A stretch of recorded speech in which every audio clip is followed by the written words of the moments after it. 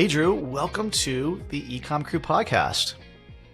Hey Mike, awesome. Thanks for having me. Excited to be here. It's good to have you. We've been spending our morning getting flame from the knitting crowd, which is the new business we just got into. So it's been an interesting morning. We'll talk a little bit more about that on another episode. But today we're going to be talking about pricing, which I think is an interesting topic. Something that we've been digging into on our own, which kind of prompted this conversation. We know each other through a mutual friend, and you also have some interesting software specifically for not for Amazon, but for your own store that can help with this. And so I think your background will help with this conversation. I'm excited to have it today. Yeah, me too. I love nerding out on pricing. It's my favorite thing to talk about. So excited. Before we get too far down that rabbit hole, maybe let's do a quick introduction and let people know why you nerd out about pricing and your background and how you kind of got this knowledge to be where you're at today. Yeah, it kind of is one of those serendipitous falling into something backwards stories where in 2017 I wound up at a ride sharing company called Via Transportation in New York. Followed an old boss Okay. there, was on the growth team. They had done flat pricing for their first several years of existence.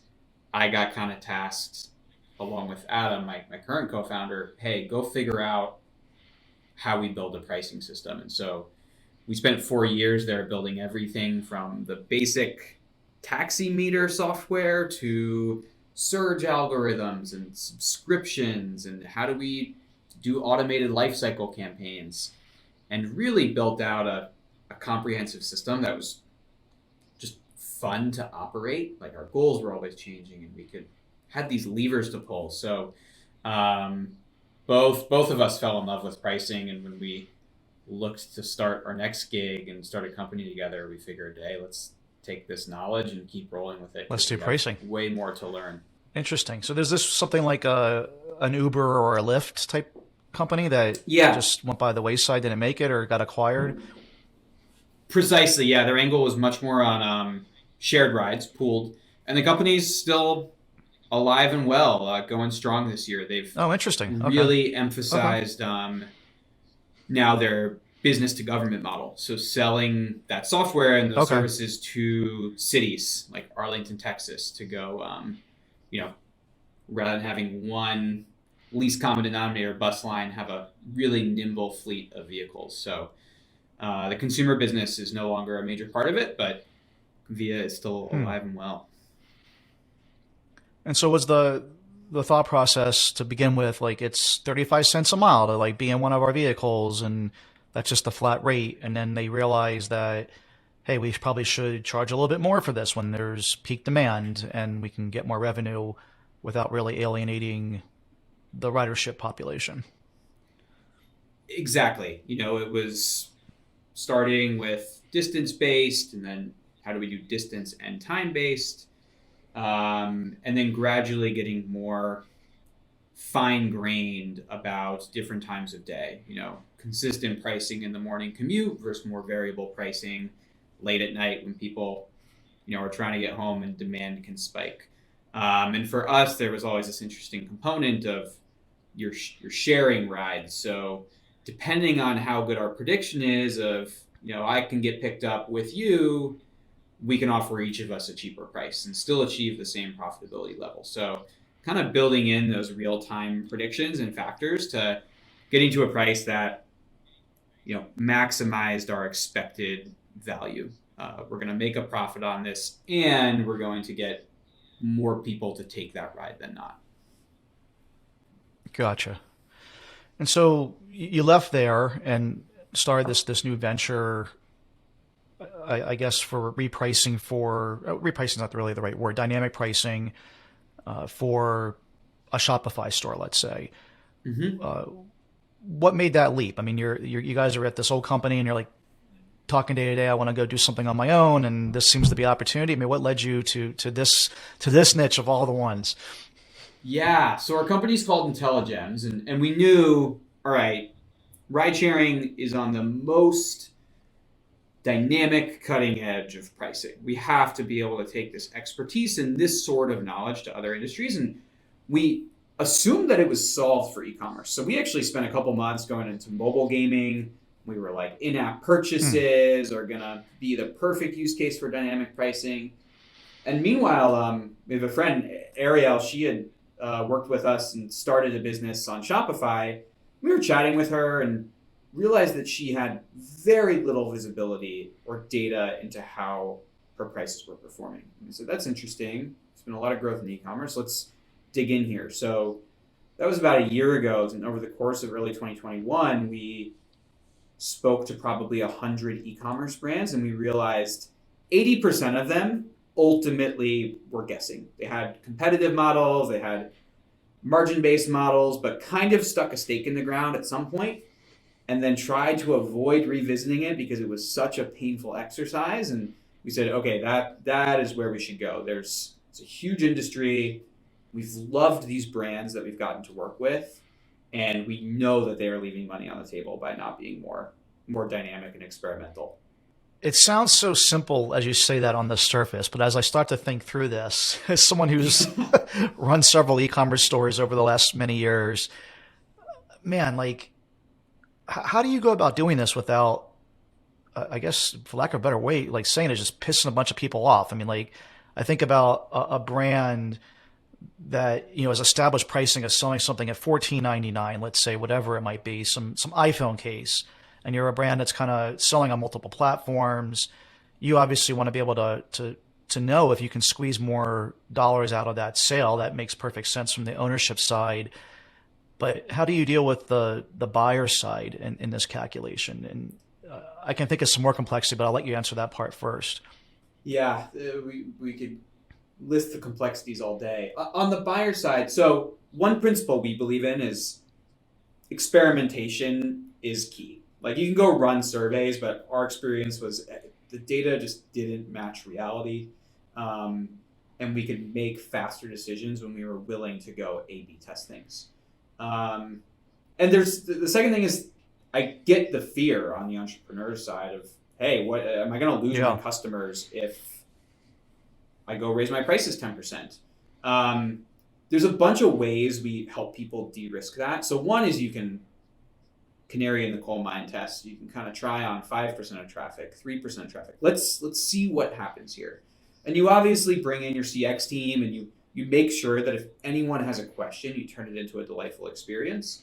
Another way to kind of lo-fi test this is with discounts. You know, what happens if I take a segment of customers and maybe I raise the price, give some folks a discount. It's not a perfect comparison because some people see red when they get the promotion, but it can give you a sense of that price elasticity.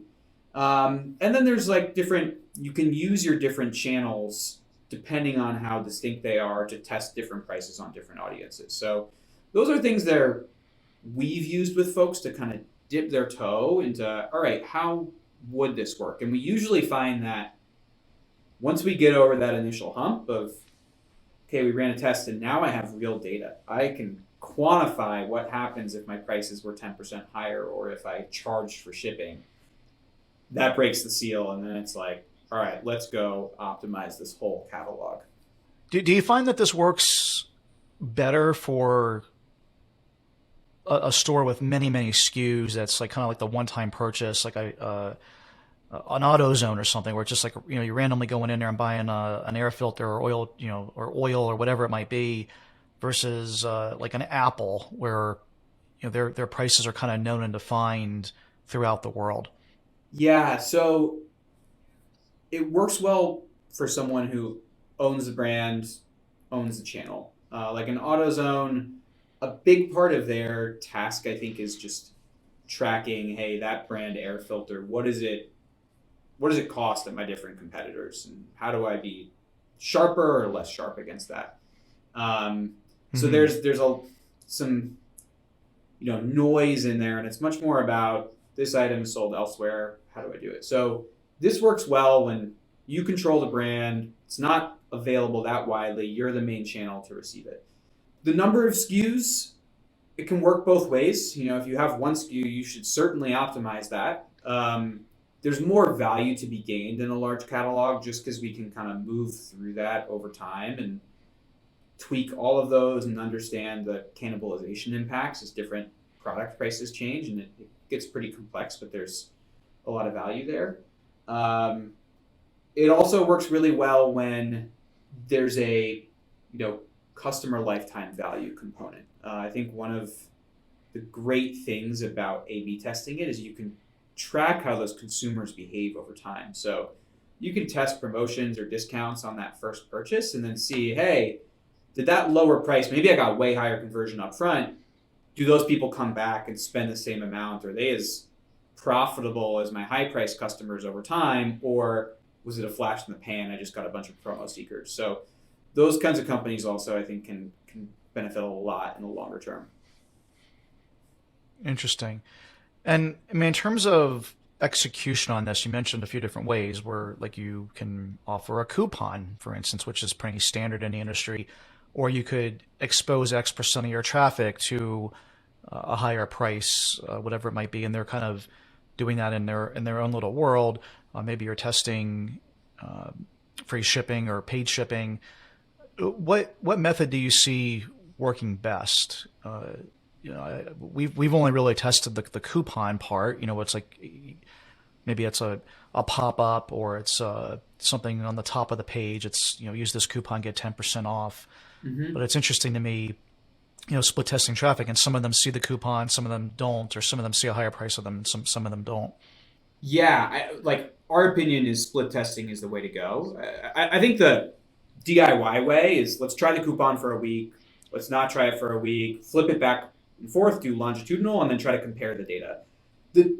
What gets challenging, I'm sure you've run into this trying to analyze it, is like, oh, well, Monday was Labor Day, so that was a bit different. And then this week, Facebook was down for a day, so our data is not exactly Right. apples to apples. And you're trying to normalize these two weekly curves against one another and find a gap. And that is a data problem that I can't solve. But split testing, we kind of take that off the table, and you can say, a third of my traffic got this experience on Monday versus a third got this other experience and a third got the other experience. Same type of traffic I'm paying for. So that's one big thing. If you can, split test it. A second thing is, and we often coach our customers through this, is try to go in without assumptions. I think we all have opinions on how our business should be priced, and we have all the context, and we think we have it pinned down. The beauty of testing is you can put out different groups and see what happens and kind of let go of that opinion ego part. So we love when people say, hey, I don't know how this catalog should be priced. Let's try 10% higher and 10% lower, and the control group in the middle. And then we can see this elasticity curve, because it's not straight up and down. It may be that Right. raising price 10%, no impact, but if you lower price 10%, you're going to get a 35% impact on conversion. We saw that in a test on women's underwear. And you just don't know until you go get the data. So we love when we can work with people and kind of try both sides, go agnostic, and explore from there. How much traffic does someone have to not experience bad data, right? I mean, if you get 20 visitors a day, your data is going to be way off. Variance can happen pretty easily. What's the minimum amount of traffic you feel like you need to have before this is solid data? Yeah, we tell people they should probably be doing 500 orders a month before they start thinking about this. Okay. Two group tests. So it's 15 a day or so, something in that range. Yeah, and more is better. You can get more granular if you have more traffic, but we try not to have tests last for longer than a month. At that point, your data gets a little stale. It's a bit more risky. Yeah, I personally think this conversation is coming at a really great time, at least in our lives. Definitely. I mean, we have been dying a death by 1,000 paper cuts. It's our COGS are gone up at the manufacturer. It's taking longer to get stuff to get across the ocean and get here. So our cash is tied up longer than it has been. It's at the port for an unexpected amount of time and you get charged for days stuck at the port that aren't even your fault. And then shipping container rates have gone up, advertising has gone up, Yep. cost of labor has gone up, everything's gone up. And so like we've been really focusing on like there's only so many levers, and e-commerce is actually kind of simple at its root. You can change your COGS, you can change your advertising cost to get a customer, or you can change your price. So now we're kind of focusing on this price dynamic. And let me tell you what we've been doing and tell me how we're doing it wrong. Because I'd love to get your opinion on this, and I'll throw myself under the bus for the podcast. Does that sound fair? That sounds fair to me. For full disclosure, we're doing this on Amazon for the most part. It isn't really on a Shopify store, but I think the principle applies. And so what we've been doing is just kind of had this mandate of we got to get our prices up, as I was mentioning the reasons why a second ago. And so let's set a target price, or where we, in a dream scenario, would love to get to, which would basically, in our mind, was how much have costs gone up? Let's just get back to where we were. Like, I just be happy with the old margins that we had, last year. So what would that price need to be to offset the additional COGS, the additional Amazon fees, and the additional freight to get it here? So we set that price, and then we measured where our BSR ranking was when we started, just to have a baseline of relevancy within that category. And what we simply started doing was, like, each week we started nudging our price higher towards this target price. And if we did not see our rankings degrade, we kept going. It's like, let's just keep on pushing the envelope until we see where we get. If we see it going the wrong direction, exactly right. If we see it going the wrong direction, okay, let's stop. That's worked out quite well for us. I'm just curious what your thoughts on that method are. Yeah. So I'll tell you one thing that I like about your approach, which is you guys had a goal in mind. Get back to where we were on a margin basis. People are often like, what's the right pricing strategy? And it's like, I don't know for your business. You have to figure out how you want to balance growth and revenue versus bottom line margin. And then let's talk pricing strategy. It is derived from those. So A+ job for that. I think, like, for a relatively easy operational way to do it, that's pretty strong. Let's test incrementally, see what happens. You're looking at it, it sounds like, and you have the context of what might be affecting those results. So I like that you kept trying new things, and it sounds like you were ready to, pull back as needed. You were going to react quickly. I think if I were pushing you to be a bit more aggressive, that goal of let's get back to where we were, it's good, but it's still kind of derived. It's somewhat, let's get back to this margin percentage. It's still somewhat cost-based. You could reframe that question as, let's figure out where we could be. And, maybe try some more aggressive testing up front and see, all right, how far can we push this envelope? Because we're not going to know if we don't try, and then can kind of pare back from there. That incremental thinking, it's safe, but I think sometimes you don't find the full value that's possible if you don't push the envelope a bit. Yeah, I agree. We actually came to that same conclusion. That was kind of what I laid out was our first goal. And what you're surprised at is that it wasn't necessarily a quiz. I'm just was curious what you've seen on your end. But we got to that goal, like a large part of our catalog got to that target price. And then, some of them didn't, and we just accepted that not everything's going to be able to push back to that margin level. But then it was just like, well, wait a second. If we got here, where is the top? Like, I mean, maybe it's higher than we really think. And, I don't know if this is what you experience, but for me, I was like deathly afraid of touching pricing to begin with. Like, I mean, we allowed ourselves again to just deal with this death by 1,000 paper cuts, and found ourselves backed into the corner.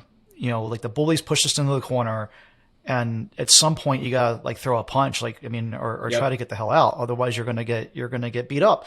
And that's kind of like how I felt. I mean, it was really, and I look back now and realize how silly that was. But I'm curious, in your experience, if we're the only ones that are so stupid, or if that's kind of a common thing. It's so common. And I mean, when I was operating and running price operations at Via, I felt it too. I made the same mistakes. It's an emotional topic, Yeah, that's a especially good way to for put it. It people who really have is. built out the brand. Like they're your customers. Mm-hmm. They have supported you. They have made this business a reality, and it feels almost like disloyal to change the price. And it's easy to tell the story of like the cascade effect of, oh, we're going to raise the price 10%, and then conversion rate's going to drop, and then my LTV is going to go down, and I'm not going to have subscribers, and like all of a sudden there's no business anymore. And that's the story that gets stuck in the head. And when you look at it from a data perspective, like let's say you're running, I don't know, 20% contribution margin, you make a 10% price change. I'm not saying this is right, but like from a data perspective, you could lose half your conversion rate and be making the same total margin on those, because like that Yes. extra 10% price change goes straight to the bottom line. So it's just like pulling apart that emotional and rational pieces, and understanding that, hey, maybe revenue is going to go down, but that's good for the business. Like I could be down on revenue and up on profit. You're not alone. I mean, we talk to people about it all the time. It took us far too long to raise our prices at my last job. It's like a pretty classic story. Did you guys? I'm curious, as you guys were raising, when you found products that didn't make it, where you pulled back on, were there any trends you saw there, either break points of you crossed the threshold, or types of products where you saw more pushback? No real correlation. It was pretty interesting to me. And again, the majority of the catalog, the vast majority of the catalog, we were able to get to the target price. Now we're in the middle of the project right now of like, well, what is really the top? And we don't really know the answer to that yet. The products that that didn't have the price elasticity that we were hoping for, don't really have anything in common. It's some of them are like hyper competitive, some of them aren't. But then the thing that was really shocking, probably the most shocking thing to me, is that our most competitive products, so the things that I was scared to change the most, because I thought, there's all these people already selling for less than us anyway. As we raised our price, it just didn't seem to matter. And so again, I think it's a matter of just let the data speak. Do it, see what happens. You can always put it back. There's nothing that's permanent, and at least you'll know the answer. And we did wait way too long to do this. I mean, it's now like 8.5% of our business, and we just started doing this back in October, so it's only been like 4 months. And so like 8.5% of our sales are now these price increases, which is across catalog wide. It's a big difference. I mean, and that's just, again, in a short order we've been able to do that, and I hope to push it even more. One mistake not to make is like, keep this mindset. Don't just make this an emergency part of like business planning. You should always be pushing that, and you should be reactive, because like similar to there's no pricing strategy, there's no right price. Like your competitors are changing, your audience is changing. Who knows what audience Facebook is going to deliver you if that's where you rely on. Like you need to be nimble in how you react to market conditions, and you can't really know those. So you always have to be kind of pushing and iterating to figure out, okay, like my audience in February 2022 is different than my audience in February 2021. They know inflation exists. There's different competitors. Like the right price for them is not going to be the same as it was a year ago or will be a year from now. Yeah, absolutely. One of the other things that you mentioned already, I just want to kind of go back to it, because it was something I kind of figured out after too much time, I guess. And I was kind of just upset with myself when I got to this point, because I'm kind of a math and statistics guy. But the thing you mentioned in terms of raising your price and the effect on contribution margin or your net margin, whatever way you want to look at it. And so let's just, using round numbers, if you have a $100 product that you make $20 net on, your profit margin is 20%. Your net margin is 20%. If you raise the price of the product by $10, Now your net margin's 30. You've increased your net margin by 50%, while you've only increased your top Yep. line, your sales price by 10. And so whatever changes you make on that retail price number, the price you're selling to your customer for, has a magnified effect on your bottom line. It's just cash that dumps right to the bottom. In the case of selling on Amazon, obviously of that $10, $1.50 extra goes to Amazon, but still $8.50 flows down to the bottom line, which is incredibly important through these difficult times. Exactly. Yeah, and there's a lot of considerations there depending on that incremental customer may be really worthwhile if you're trying to get your product in people's hands and have high LTV. So there's more dimensions than just that, but the fact that it all goes to the bottom line, it's so easy to forget, and it really gives you a lot of buffer on the conversion rate impact you can absorb. Mm-hmm. Yeah, absolutely. Cool. So I want to switch gears. We're already starting to, I could talk about this stuff for all day because I think it's fascinating. I want to save time to talk a little bit about Intelligems, your software, and what you're seeing specifically in the Shopify world. Unfortunately, we have a site that's getting close to that 300. I think you said 300 orders a month or 400. I forgot the number. You said 500 orders a month. Yeah, 400. And so we have one store that's 500. Yeah, we have one store that's kind of in that range. It's been growing, but not quite. It's definitely fascinating to think of. It's the same brand that we're raising prices for on Amazon, but we've gone from what was like 4% Shopify sales up to like 15% now for our business. It's definitely grown, but not quite there. But for those that are listening that do run Shopify stores that are doing this kind of volume, or even not, let's just say they can do it manually. What are some things that you've seen, some recommendations? Let's start there, and then we can talk more about how Intelligems actually can work with that if they're higher volume. I mean, I think on a Shopify store, is you just need to recognize that you have a lot of tools at your disposal to affect price, and you should combine them thoughtfully. So, the $5 off when you give your email. What are you doing about shipping? What are you doing about returns? Are you offering subscription discounts? Are you offering bundles and upsells and cross-sells? I think a lot of people add those on over time, and it becomes a bit of a Frankenstein rather than a coherent kind of commercial merchandising strategy. So we find that brands that think about that thoughtfully, make sure that their discount levels are in control, they're starting off on an excellent foot.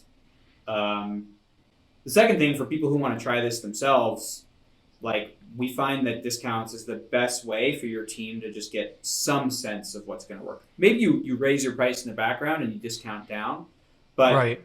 Sending campaigns to different landing pages that may have a different offer on them. Using Google Optimize for free to show a different code in the banner for different folks, or show versus not show. And maybe you can split test it. Often you may be doing that before and after comparison. And while it's not perfect, directionally, it's going to give you some insight. Especially in the early days of a brand, you kind of just launched, you're getting ready to do a new product launch, you're kind of hitting that scaling point, you should be getting insight on this. Again, it's painful to test on your customers sometimes, but these are, if the business works well, the first 0.001% of customers, and it's going to inform Right. your pricing strategy going forward. Yep. Where we come in, Intelligems, is we help operationalize those split tests for anything dollars and cents. So what we say is you've spent all this time optimizing your acquisition funnel, probably. And then there's this huge black box when people land on the site. Is free shipping worth it? How much are you getting from that? Do your prices make sense? Should you be offering discounts? How does a strike-through price affect your behavior? We help kind of open up that black box. So our tool plugs in. You can go configure as many groups as you want, what traffic you want to send where, and what percentage to each. Set those different prices, or free versus paid shipping. Try different discounts, and we operationalize it. So keep that experience clean for the different groups, and we track all the data that you need, because it's a little bit different to analyze a price test than like red versus green button A/B test. There, you're just Right. measuring conversion. It's single dimension. With a price test, your conversion rate may go down, but if your AOV, if your margin per order went up, that could be a big winner for you. So our analytics like help you parse through those different layers of a price test. And yeah, oftentimes people come to us, we start them on shipping because it's kind of lightweight, easy to experiment. What happens if you set a shipping threshold or change that? And once we kind of dial that in, almost like the red and green button. It's kind of the black and white. yeah, Either you offer paid shipping or not. It's not cut as complex, I guess. exactly. And if you sell on Amazon, you don't have to have differential prices, or like it doesn't change the product price, which is a bit more sensitive and more technically involved. But that's where a lot of value is. So then we often have customers, we kind of take them through a methodology on, let's go product by product, collection by collection, and really try to take this exploratory approach of higher, lower, where should we be, and over time exploit what we find. Which products does going down generate a lot of growth that's worth it? Which products does going up in price generate a lot of extra profit without harm to growth? And really kind of giving them the levers and the tools to go pull whatever they need for the goals. Yeah, very interesting.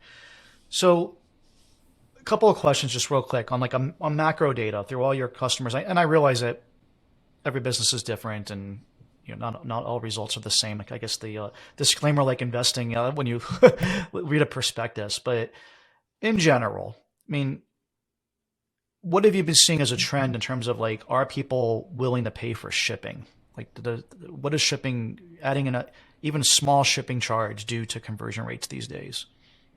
Yeah, there's a dogma out there.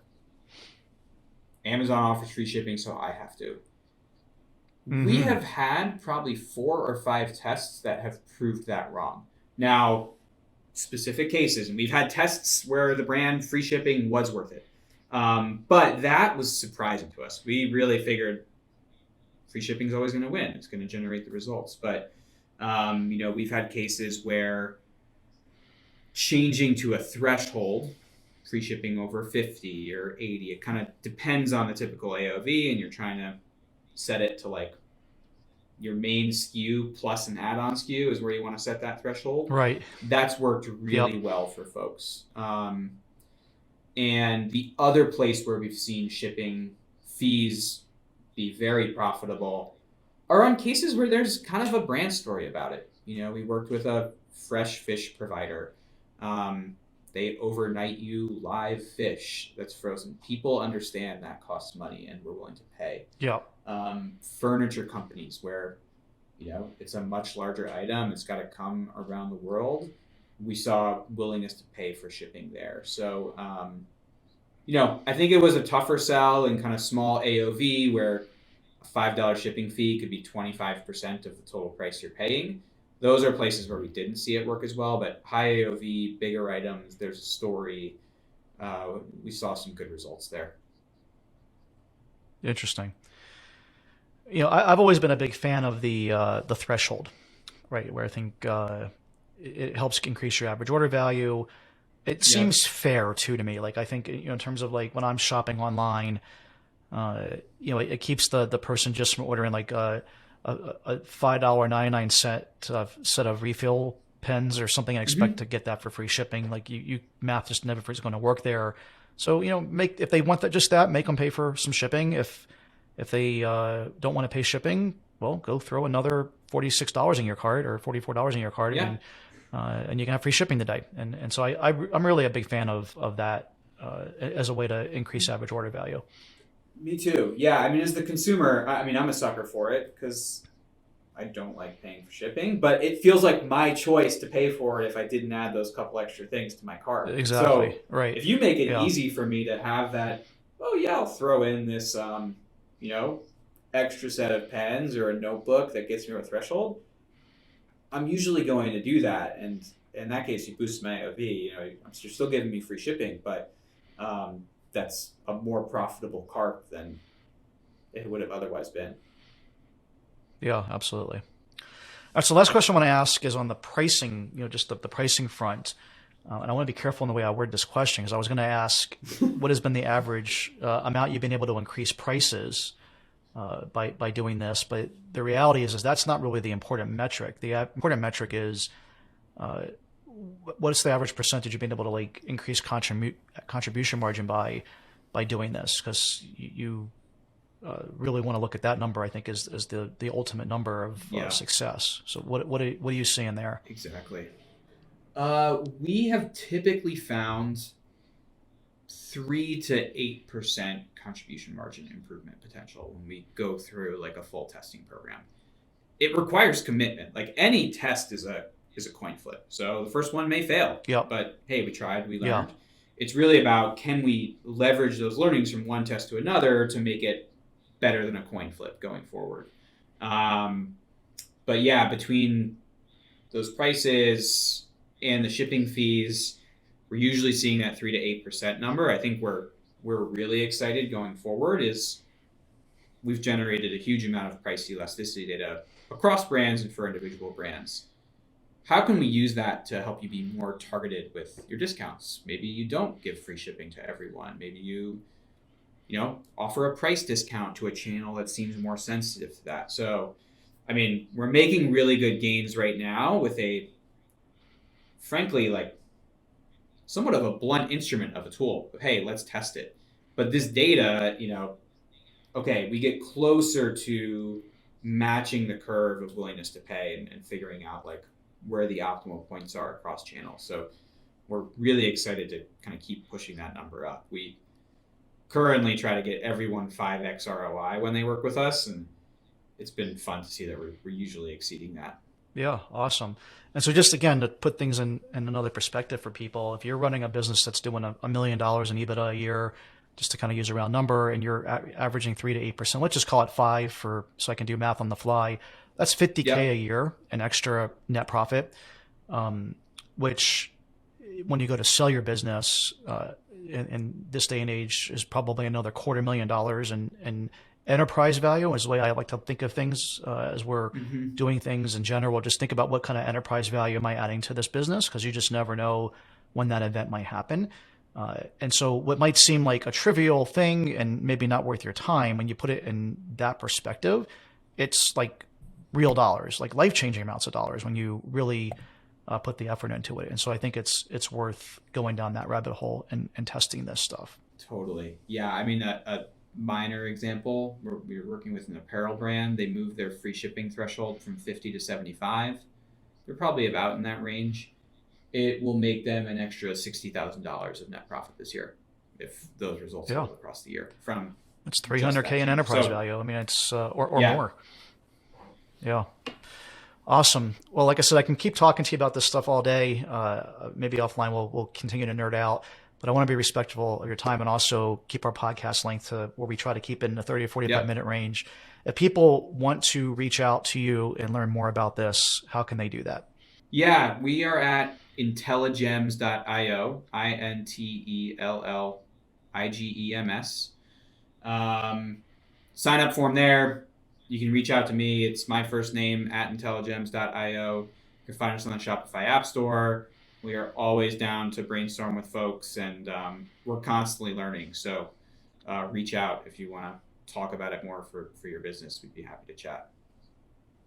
Awesome. And just to remind people, your name is Drew. So it's Drew at Intelligems.io. My name's Drew, yeah. Name's Drew. Make sure you had the right name there for people. I always like to, for disclosure, mention this stuff on the podcast so people know this was not paid. You didn't pay to come here. We do not have an affiliate agreement with you. I just thought it was a fun conversation, and it seems like other people in the industry are excited to work with you, and I thought it was cool to have you come on here. So wanted to mention that, get that out of the way as well. And again, I really thank you for your time and wish you the best of luck with your endeavor. Thanks a lot, Mike. Yeah, it was fun to chat about this. Looking forward to talking more. Appreciate it, man. Be good. Have a good one.